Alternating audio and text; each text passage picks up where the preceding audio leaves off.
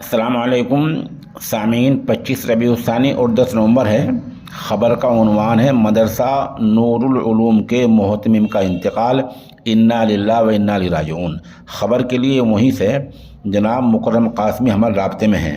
وہ بتا رہے ہیں کہ ضلع بجنور کے گاؤں روانہ شکارپور میں واقع مدرسہ نور العلوم کے محتمم مفتی علاء الدین قاسمی سلیم پوری کا آج نماز فجر سے پہلے انتقال ہو گیا ہے۔ نماز جنازہ انشاءاللہ العزیز جمعے کی نماز کے بعد تقریباً 1:30 بجے ہوگی۔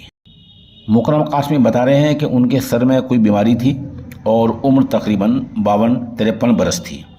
اس حادثہ فاجعہ پر مفتی محمد غفران، مفتی عقیل، مفتی زاہد، مفتی شمس الدین اور جامع مسجد امروہہ کے تمام اساتذہ نے گہرے رنج و الم کا اظہار کیا ہے۔